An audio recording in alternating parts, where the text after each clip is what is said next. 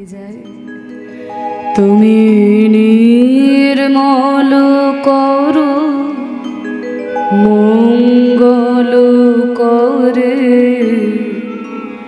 মলিন মর্ম মুছাই, তব পূর্ণ কিরণ দিয়ে যাক মোর মোহ কালিমা ঘুচাই,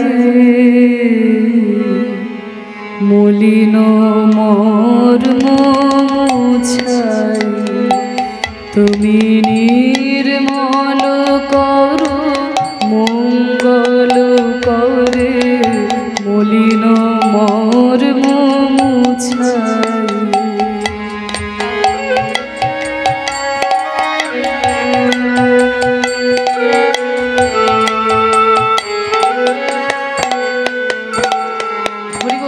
দেখুন, এই গানগুলো আমাদের সবার শোনা, ছোটবেলা থেকে আমরা শুনে শুনে বড় হয়েছি, কিন্তু শুনলে কি হবে, আমরা কিন্তু অনেক সময় মানেটা বুঝতে পারি না। কারণ আমরা বাঙালি হলে কি হবে, বেশিরভাগ বাঙালি বাংলা কথার মানে জানে না। বাঙালি ইংরাজি কথার মানে বলতে পারবে, কিন্তু বাংলার মানে, বিশেষ করে যেগুলো সংস্কৃত থেকে এসেছে সেগুলো তো বুঝতেই পারি না। সাহিত্যের বাংলা একটু আমাদের বুঝতে কষ্ট হয়, তা আমি একটু ব্যাখ্যাটা আপনাদের সামনে করছি। বলছে তুমি নির্মল করো, নির্মল করো মানে পরিষ্কার করো, নির্মল মানে পরিষ্কার, তাহলে পরিষ্কার করবে। মঙ্গল করে, কর মানে হাত, তোমার মঙ্গলময় হাত দিয়ে তুমি পরিষ্কার করবে। কি পরিষ্কার করবে না, মলিন মর্ম মুছাই। মলিন মানে ময়লা, মর্ম মানে অন্তর। আমার এই ময়লা মনকে, আমার এই ময়লা অন্তরকে তুমি মঙ্গলময় হাত দিয়ে পরিষ্কার করে দাও ঠাকুর। আমি অনেক চেষ্টা করেছি আমার এই ময়লা মনকে পরিষ্কার করার, আমি পারি নাই ঠাকুর, তাই আমি তোমার কাছে ছুটে এসেছি। শুনেছি কীর্তন শুনলে পরে নাকি মনের ময়লা, মনের অন্ধকার দূরীভূত হয়ে যায়, তাই আজকে আমি তোমার কাছে ছুটে এসেছি ঠাকুর। তোমার মঙ্গলময় হাত দিয়ে আমার এই মনের অন্ধকার তুমি নিজের হাতে দূর করে দাও। তুমি নির্মল করো মঙ্গল করে, মলিন মর্ম মুছাই, তব পূর্ণ কিরণ দিয়ে যাক মোর মোহ কালিমা ঘুচাই। তব পূর্ণ কিরণ দিয়ে যাক মোর মোহ কালিমা ঘুচাই। দেখবেন সকালবেলায় সূর্য ওঠার আগেই কিন্তু চারিদিকটা আলো হয়ে যায়। তা সকালবেলায় সূর্য ওঠার আগেই যেমন চারিদিকটা আলো হয়ে যায় ঠাকুর, ঠিক তেমনি তুমি আমার হৃদয় আকাশে উদিত হওয়ার আগেই যেন আমার হৃদয় থেকে অজ্ঞানতার অন্ধকার দূর হয়ে যায়। তব পূর্ণ কিরণ দিয়ে যাক মোর মোহ কালিমা ঘুচায়। আহা, কত সুন্দর নিবেদন। কবি রজনীকান্ত সেনের লেখা এই গান। অনেকে রবীন্দ্রসঙ্গীত বলে ভুল করে, এটা কিন্তু রবীন্দ্রসঙ্গীত নয়, এটা রজনীকান্ত সেনের লেখা গান। তা ভগবান বললেন, বাহ, সারা বছর তো আমাকে মনে পড়ে না বাবা, এই রাস্তা দিয়ে হাজারবার পেরিয়ে যাও, একবার তো আমার কাছে প্রণাম করতে আসো না। আজকে হঠাৎ কীর্তন শুনতে এসে কীর্তনিয়ার সাথে এত সুন্দর প্রার্থনা, তোমার ময়লা অন্তরকে আমি পরিষ্কার করে দেব। কেন এতদিন আমায় মনে ছিল না, আজকে হঠাৎ কেন আমায় মনে পড়েছে? বলে, প্রভু, এতদিন তো আমি ওই সংসারের ময়লার মধ্যে ছিলাম, তাই আমি বুঝতেই পারি নাই যে আমার মনের মধ্যে ময়লা রয়েছে। হরি বল। কিছু মনে করবেন না, হয়তো মাগো এমন একটা জায়গায় আপনি বাস করেন সেখানে সবাই ময়লা, এবার আপনিও যদি ময়লা হয়ে থাকেন আপনার কিছুই মনে হবে না। কিন্তু হয়তো এমন একটা জায়গায় গিয়ে আপনি পড়েছেন যেখানে সবাই খুব পরিষ্কার পরিচ্ছন্ন, আর আপনি যদি ওই একটা ময়লা জামা কাপড় পরে সেখানে দাঁড়ান, তা নিজেকেই কেমন ঘিন ঘিন করবেন না? ছি ছি ছি, দেখো সবাই কত পরিষ্কার পরিচ্ছন্ন, আমি কেমন ময়লা হয়ে চলে এলাম। তাহলে নিজেই নিজের কাছে কেমন একটা ঘিন ঘিন করবে। তা প্রভু, আমি যখন ওই সংসারের ময়লা ঘাঁটছিলাম আমি বুঝতেই পারি নাই যে আমার মনের মধ্যে ময়লা রয়েছে, কিন্তু যখন আমি তোমার কীর্তনের আসরে এলাম, তোমার ভক্তদের কথা শুনলাম, তখন আমি বুঝতে পারলাম ভক্ত কত পবিত্র মন নিয়ে তোমায় স্মরণ করেছে।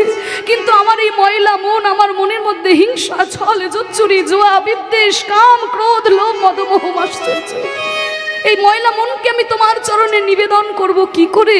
তাই আজকে আমি বুঝতে পেরেছি, তাই আমার কষ্ট হচ্ছে, আমার কি দুঃখ, আমার কি কষ্ট। তাহলে তোমাকে নিবেদন করি প্রভু। লক্ষ শূন্য লক্ষ বাসনা ছুটিছে গভীর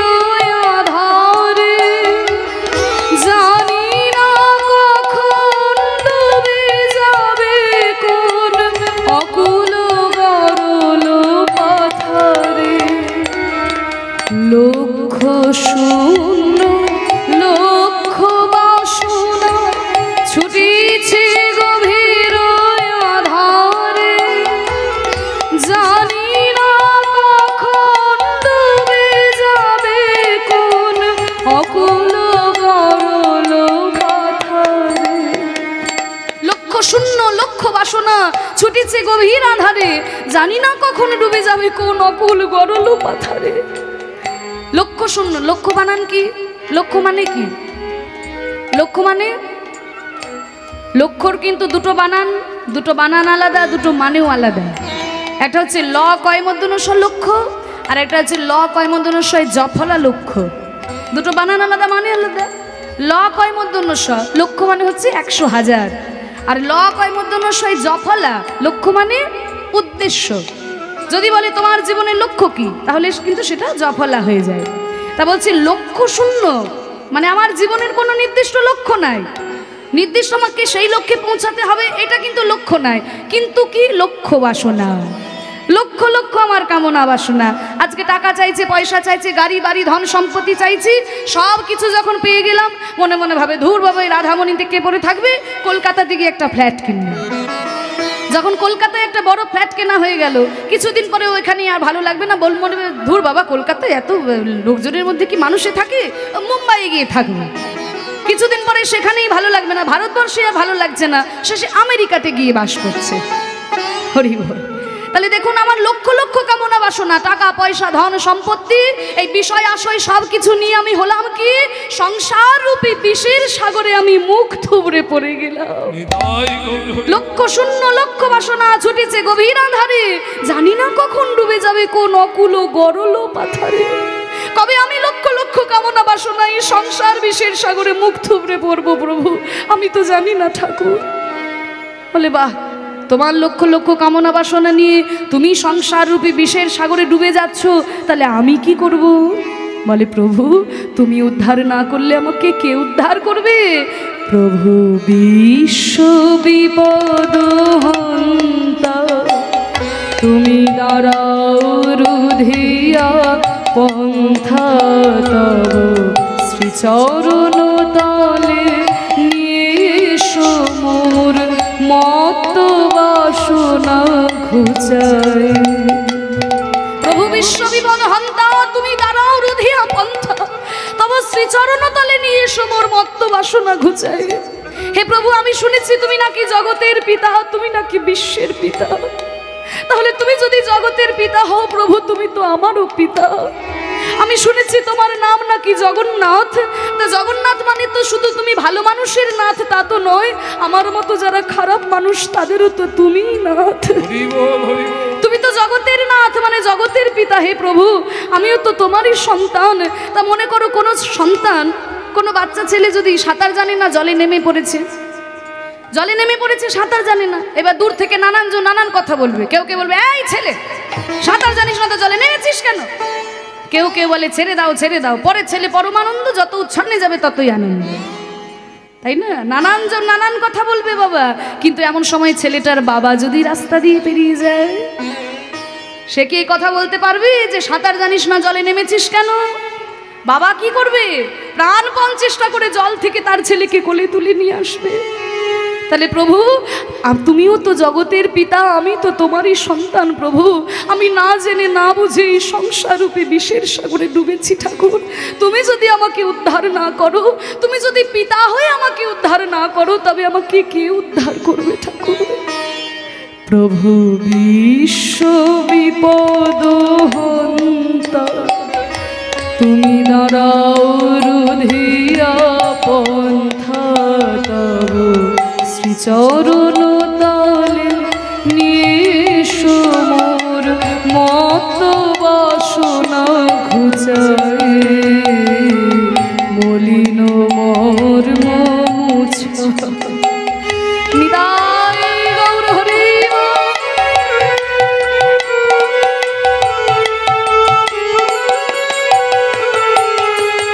বাহ, তোমরা কলিযুগের মানুষ তো, যখন আমাকে ভক্তি দিয়ে বাঁধতে পারো না তখন যুক্তি দিয়ে বেঁধে দাও, যখন দেখো ভক্তি দিয়ে পারছো না তখন যুক্তি দিয়ে বেঁধে দাও।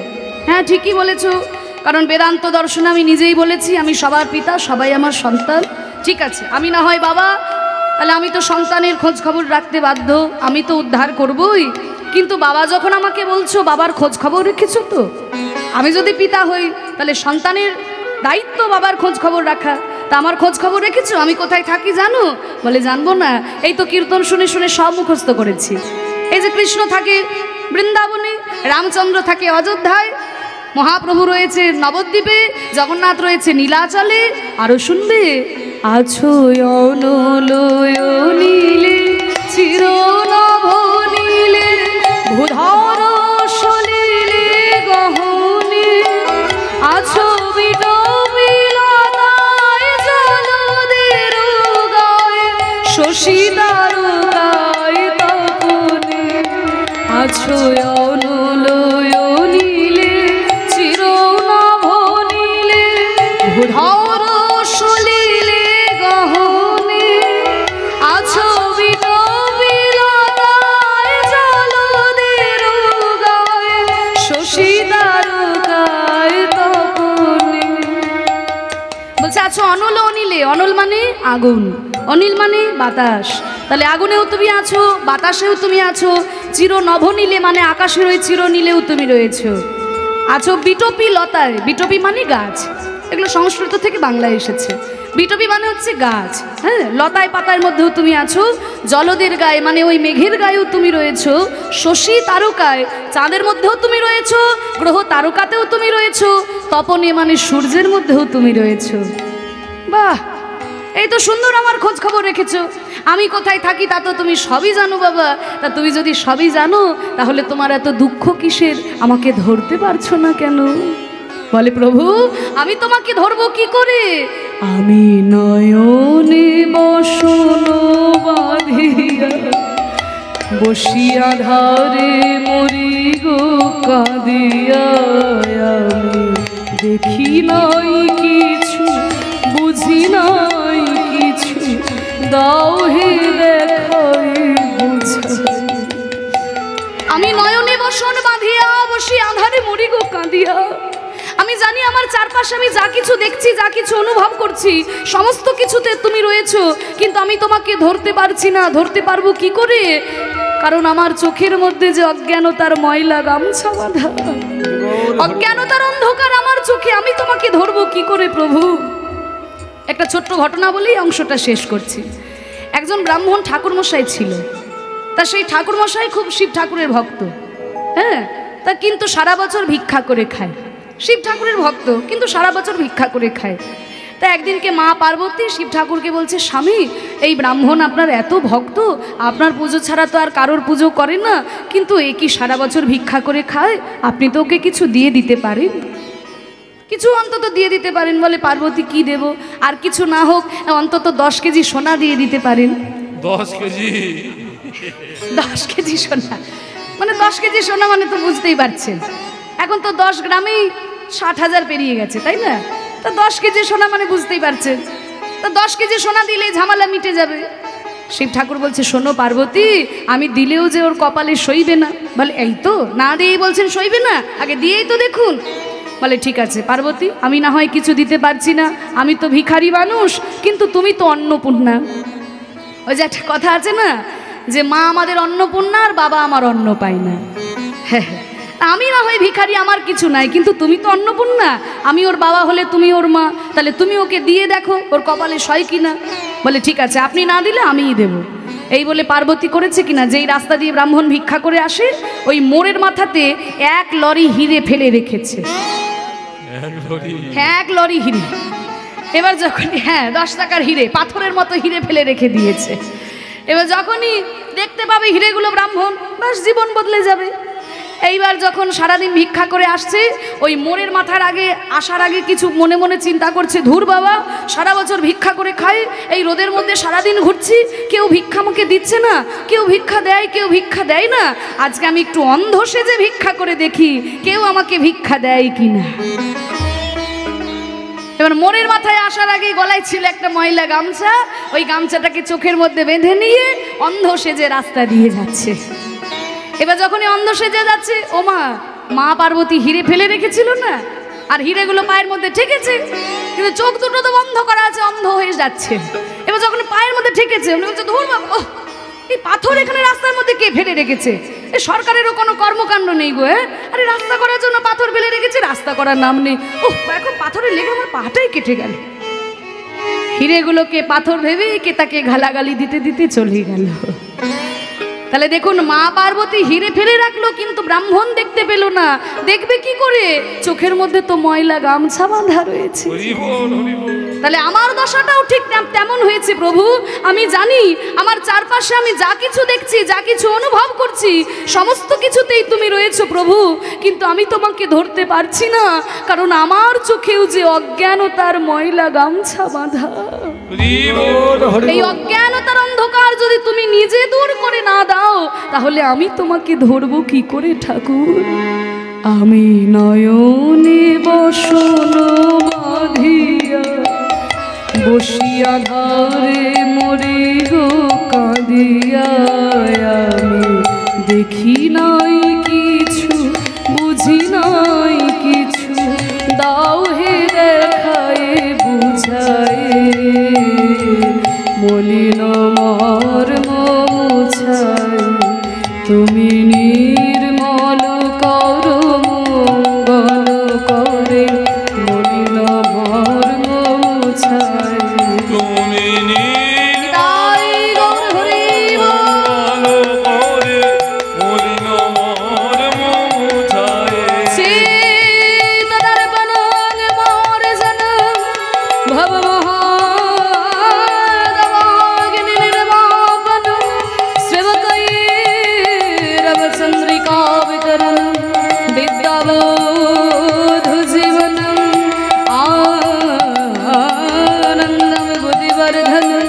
प्रतिपादं पूर्णावित स्वादनं सर्वतमास्वनं परं विजयते श्रीकृष्ण संकीर्तन, তুমি নির্মল করো মঙ্গল করে, মলিন মর্ম মুছায়, তুমি নির্মল করো মঙ্গল করে, মলিন মর্ম